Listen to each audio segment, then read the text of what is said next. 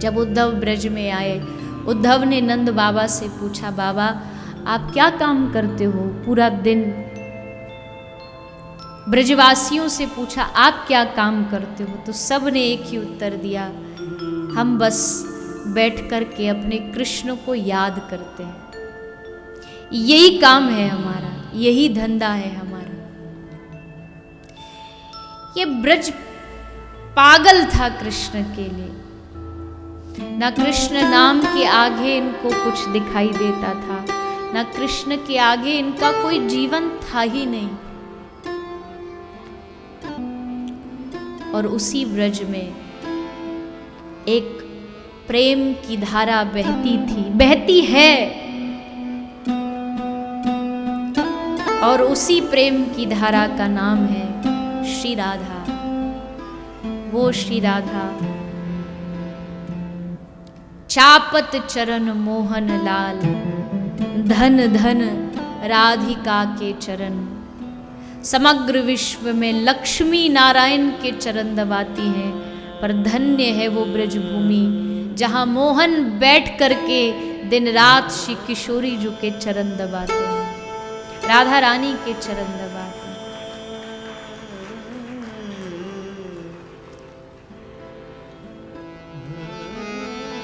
जब कृष्ण ब्रज की धरती को छोड़ करके मथुरा जा रहे थे, सारी गोपियां कृष्ण के रथ के सामने लेट जाती। हे कान्हा, आप और हम विचार करके देखें, अगर थोड़ी देर के लिए हमारी श्वास हमसे छीन ली जाए तो हमारी क्या दशा होगी, कैसे जी पाएंगे हम? यही दशा गोपियों की थी। कृष्ण से दूर मतलब प्राणों से दूर। सब सामने लेट गई। हे उद्धव, हे अक्रूर, तुझे रथ चलाना है तो हमारे ऊपर से निकाल के लेके जा। श्री कृष्ण कहते हैं गोपियों को कि गोपी क्या बात करती हो तुम,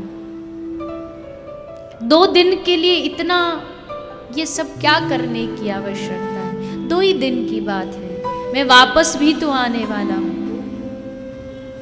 पर जो प्रेमी दिल होता है, जो प्रेमी हृदय होता है, वो समझ जाता है कि हाँ, ये कह तो रहे हैं कि वापस आएंगे, पर मन कह रहा है कि ये अंतिम बार है। गोपियों को लग रहा है जितना देख सकती है कृष्ण को देख ले, उसके बाद पता नहीं ये अवसर, ये मौका आए न आए। तभी कृष्ण ने गोपियों से पूछा, गोपी, राधा कहीं दिखाई नहीं दे रही, क्या वो मुझे विदा करने के लिए नहीं आएगी? गोपियों ने बताया कि कान्हा आई तो है, किंतु कहीं उसको देख कर के तुम्हारे मन में कोई ग्लानि ना आ जाए, कहीं तुम अपनी लीला में उसको बाधा न समझने लगो, इसलिए एक पेड़ के पीछे कोने में छुपी बैठी है। श्री कृष्ण स्वयं रथ से उतरे और जहां राधा बैठी है, श्री कृष्ण उस वृक्ष की ओर बढ़े। श्री किशोरी राधा रानी ने देखा कृष्ण मेरी तरफ आ रहे हैं, हृदय कंपन करने लगा, कांपने लगा। श्री कृष्ण आए और राधा को कहा, राधा, कोई जाने न जाने पर तू तो जानती है मेरे अवतार का उद्देश्य। क्या दूर हो जाने से प्रेम कम हो जाता है? क्या राधा कभी कृष्ण से अलग हो सकती है? क्या हमारा प्रेम कम हो सकता है? कभी नहीं। लेकिन आज मैं कृष्ण एक वादा चाहता हूं तुमसे। मैं जा रहा हूं इस ब्रज को छोड़ के सिर्फ और सिर्फ तेरे भरोसे। मुझे पता है कि मेरे जाने के बाद ये ब्रज टूट जाएगा, इस ब्रज के लोग अपना धैर्य नहीं रख पाएंगे, पर मैं ये भी जानता हूं मेरे जाने के बाद इस ब्रज को एकमात्र कोई संभाल सकता है तो वो तुम हो। इसलिए मैं भले चला जाऊं, ये ब्रज भले कमजोर हो जाए, लेकिन राधा तू अपने हृदय को संभाल के रखना।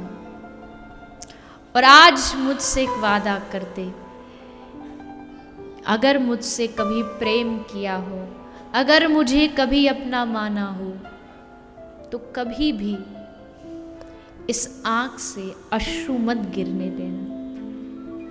आंख से अश्रु गिरेगा तो ये पूरा ब्रज जो तेरी शक्ति से चलने वाला है वो जी नहीं पाएगा। और वो वादा लेकर के श्री कृष्ण मथुरा की ओर चल पड़ते हैं। यशोदा भी दुखी थी कि कृष्ण गया है, नंद बाबा भी दुखी थे, ग्वाल बाल गोपियां भी दुखी थी, लेकिन राधा की पीड़ा कौन जान सकता है?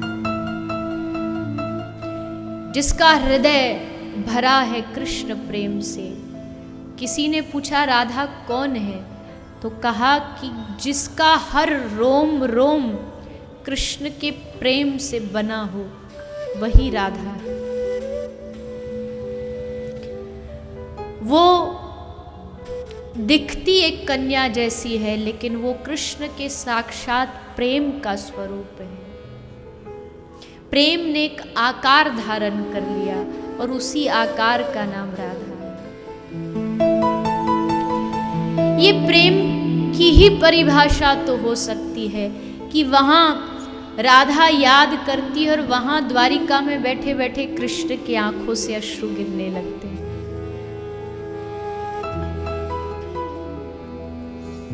ये प्रेम की गाथा है। प्रेम का मतलब संकीर्णता से मत लगाइएगा कि एक पुरुष और नारी का प्रेम राधा कृष्ण का प्रेम है, बिल्कुल नहीं।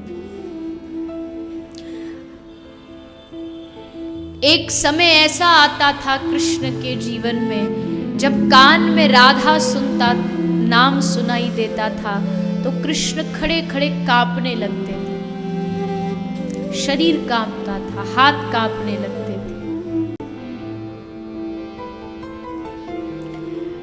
प्रेम में आनंद है तो प्रेम में पीड़ा भी बहुत है, पर इस पीड़ा में भी आनंद है।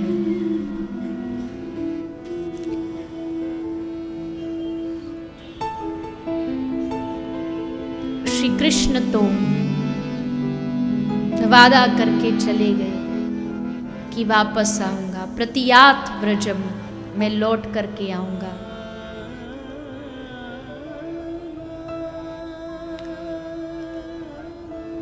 मुझे एक शब्द बहुत प्रिय है और वो शब्द है भरोसा।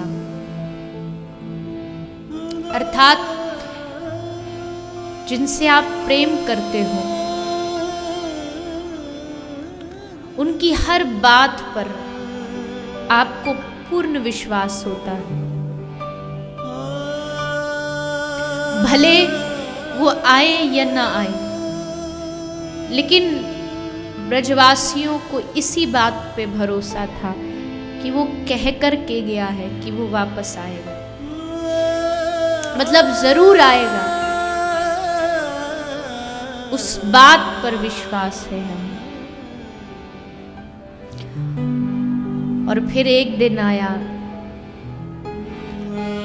जब कृष्ण तो नहीं आए, पर कृष्ण ने अपना एक मित्र भेजा, उद्धव।